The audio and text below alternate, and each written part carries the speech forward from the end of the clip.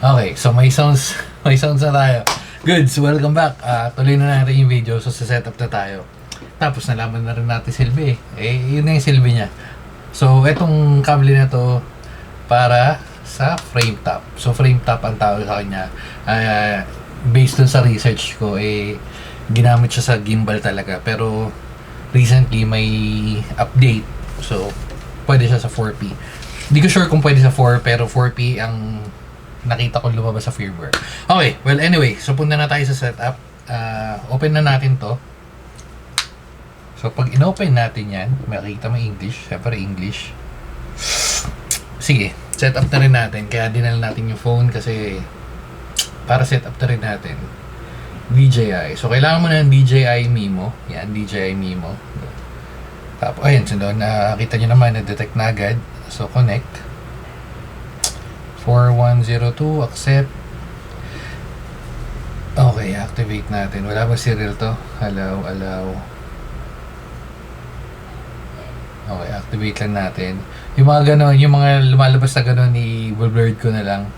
Create password. Sige. Para mahirap. Wait, lagyan natin ang password. Bakit? Sige. Okay. So, quick start guide. Start. Shutter. Ayan, tinuturo niya naman kung paano. May guide na rin pala siya. Lalo na kung first time mo to, yung first camera mo to. 5D joystick. Okay. Zoom. Oh, nice.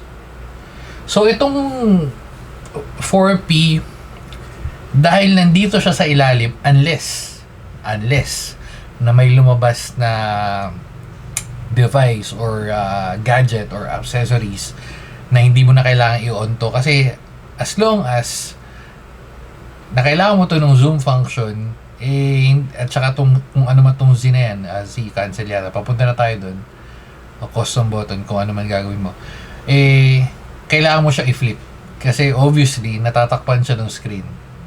Pero anyway, ayan, rotate the screen off to turn off storage. Yan. Feeling ko okay na yung 103 gig na kasama nito na built-in, pero just for the sake of peace of mind, bumili tayo ng extra 256. Wala pa dito pero paparating na yun. Okay, so 4P done. Okay. Swipe down. If familiar ka na sa ecosystem ng DJI, halos pare-pares naman yan. Ayan. Uy, medyo mas marami-rami to. Ayan. So, 103 gig format lang natin for the sake of it, diba? Tapos pwede mo yung palitan. Yung papalitan mo, dito na lang. Close natin yan. Okay. So, yan. Start shooting. Ito kasi, yung 4P or yung 3 pala, pwede mong kontrolin to. Nagamit natin to yung lalo na tayo nagpunta sa mga lugar-lugar. Wait lang, sige, join. Tapos, pwede mo tong kontrolin yung phone, tapos, diba, from the phone, nakokontrol mo, ilalapag mo yung camera somewhere, and then makokontrol mo dito. Which is ito, yan, may update. Ayun yung nabanggit. So, mag-update muna tayo, diba? Wait lang pa. Palitan lang natin pangalan.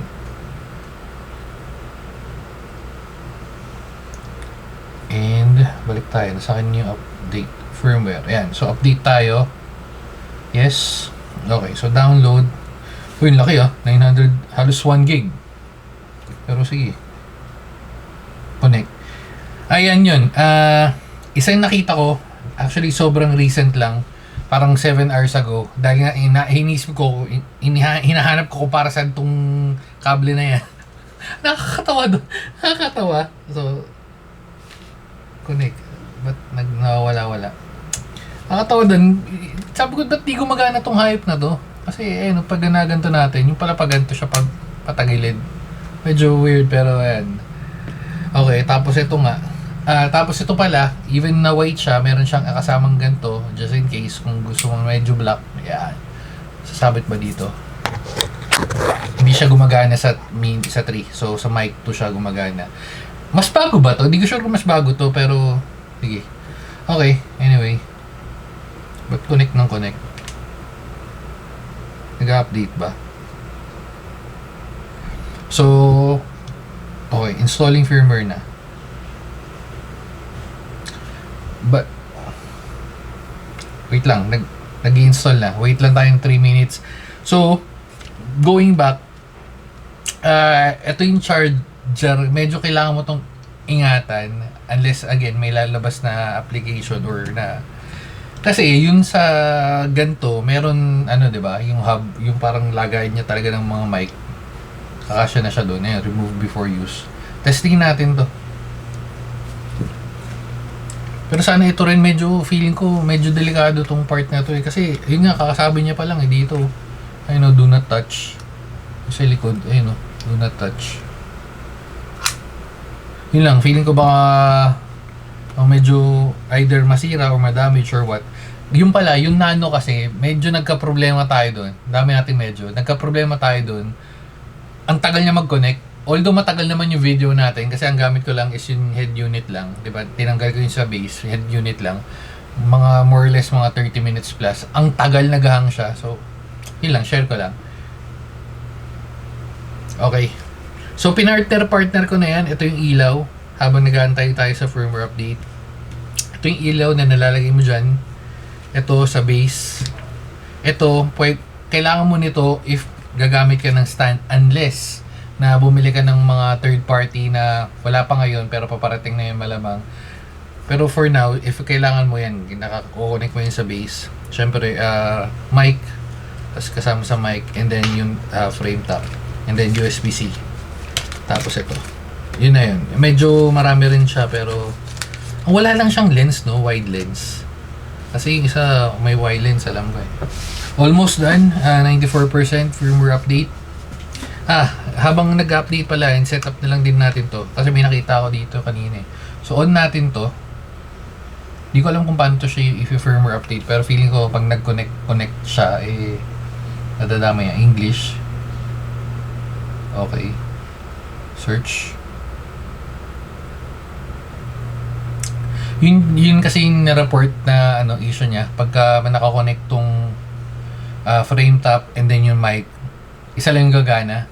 So, tingnan natin. Okay. Nag-update pa eh. So, balik. Ayun na. Done. Meron na naman. Okay. Frame top. Add natin. Yes. Connecting. Para ma-assure natin na updated na lahat no? Okay. Uy, confirm password. May lumabas na naman na download.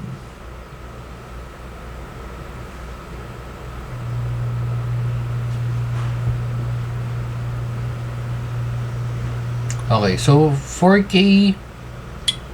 Uy, ayun na naman, naalala ko na naman tunog na to. I-off natin yung medyo hassle yung medyo maingay yung ganun no? Okay, so connection. Tinuturoan niya pa ako pero sige, ayan mo na. Gimbal rotated. Joystick control. Oops. Ay, mas maganda yung joystick nito. Parang siyang laruan na zoom. Oh shit. Ito ang hinahanap natin. Ay, ang ganda. Oops. So, kaso kitang-kita yung ko. Ay, shit. Ang labit. Ang ganda ng zoom. Okay, medyo natuwa tayo dun. Ang ganda ng zoom niya. Okay, balik lang natin. Gimbal rotated. Press and hold dalawa at constant speed. Actually, nice one.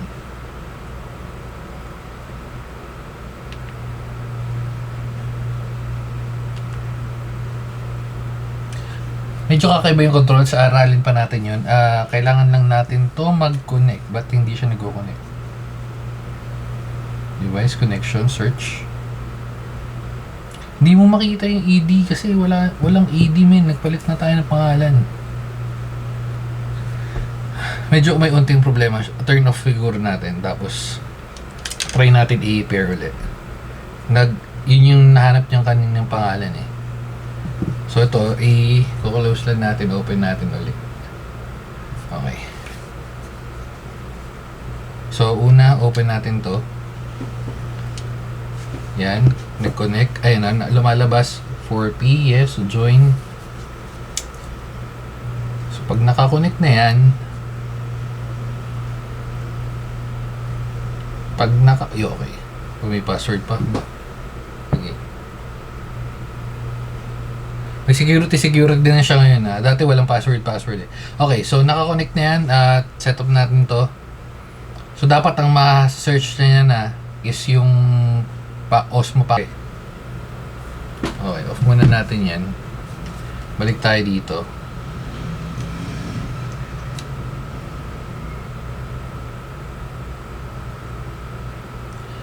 Finally. Okay. Uy, ayos to. Switch modes. May isa ko nakita maganda. No storage. May isa ko nakitang maganda. Wait lang. Ayun, pwede ka mag-format dito. Man, ang lupit. Gimbal mode, follow, tilt lock, FPV. Okay. So, follow, gimbal yata ginagamit ko, di ko matandaan, pero ano to, connected device, setting, display. Kakain ba to ng battery? Isa siguro sa mga tanong natin, kakain ba to ng battery? Kasi yung sa action cam, pag nakakonect yung wristband, pag nakakonect yun, tuloy-tuloy siyang kumakain ng battery. So, more or less 2 hours yun. 4 hours. 2 hours, 4 hours, di ko matandaan. Sana itong ganito hindi. Kasi magiging problema yun. So, may reset remote, language, device info. Okay, so SN. Nakakonect na siya. Firmware version, firmware update, sakto. So, kukonect natin siya ngayon dito. Pero hindi kasi siya lumalabas kanina eh. Yes. Okay, ito. Lumalabas na. Frame tap. Connect natin. Kailangan natin update kasi yun, again, babalikan ko. Napa-comment nga yung napa-comment yung DJI para sabi update ka ng firmware. Syempre hindi Tagalog. Parang nire-report niya kasi parang 7 hours lumabas yung video na yun. Yun yung issue niya, firmware update. Or dahil kasi nag-update tapos okay. So connected. Firmware version. Ayan. Install. Ito 23 something lang. Medyo mas maliit. Yung nakita nyo naman, ramdam naman, nakikita nyo, hindi siya nagko-connect sabay. Supposedly, dapat, parang sinasabi niya, 2 mic gumagana. Pero again, sa latest version yun. So, dapat, pag connect, pagkas pinagsasabay, nakita nyo naman, di ba, hindi nagko-connect. So, kailangan ko munang patayin to. After ko patayin to, tsaka lang nag-connect yung frame top. So, maglilinis na rin tayo ng mga kalat-kalat mamaya para malinis. 57%. Antayin lang natin. May boses na. Yun. Tumatagal tayo. Nag-issue ko is pag nakakonect to, hindi siya nagpe-pair. Although na ayos ko na naman yun. Pinatay ko lang yung app mismo and then kinonect ko yung unit and then to. So, ang gagawin natin ngayon, off natin to kasi nahihirapan yung connection. So, yan. Bubuksan din natin to itong mic. So, bubuksan din natin yan, bubuksan din natin. So, dalawa yung naka-connect ngayon. Again, yung mic. And then, itong device connection. So, hindi na ako. Yan. Okay, connect. Okay, so yan. Nakikita nyo, mic hello? Ayan. Naka-connect. Ayan, hello, ayan, nagre-record. Naka-record na yan. Hello. Ayan, magana yan. Tapos, kahit dito, malilipat natin yan. Off natin yung recording. Ayan, hindi pala nakikita, no? Ayan, gumagalaw. Tapos, nakakapag-record din tayo. Again, dahil dun sa update. Medyo malaki yung firmware.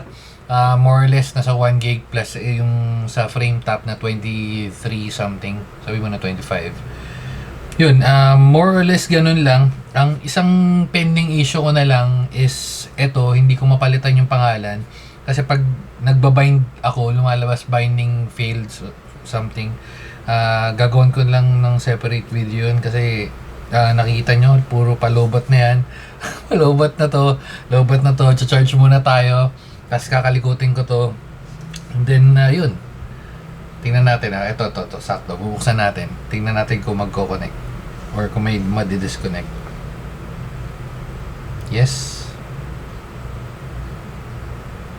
Ayun o.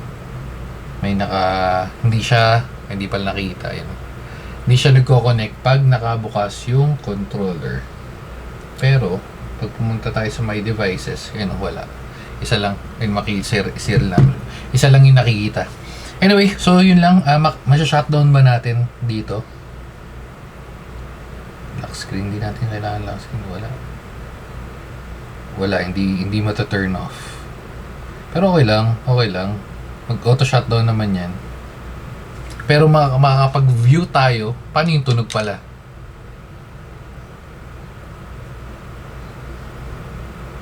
Paano yung tunog?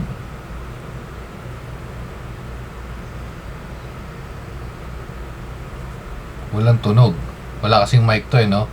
So makakapag-view ka. Yung mic wala. Hindi siya gumagana yung sounds dito. Sure ako meron yan Pero pag bumalik tayo dito, yan, pag bumalik tayo dito, as gumedli tayo niyan, ayun na. Ayun tunog. Yun lang. Medyo may onting mga workarounds pa for now. Pero eventually, maglalabas yan ng update. Siguro yung DJI kasi marami silang bumiling ganito no? So, charge tayo. Babay na mga guys. If may mga katanungan kayo, comment nyo na lang. Lupit nito. Ayun lang yung isa nating hinahanap sa DJI. Well, una, given na hindi siya action cam, hindi na talaga mabibigay ng Osmo yun. Pero yung zoom function na bigay niya na, so sobrang lupit. At dahil dyan, babay na mga guys. Parang ito na yung pinaka-the best na camera sa akin para ngayon. Mabu!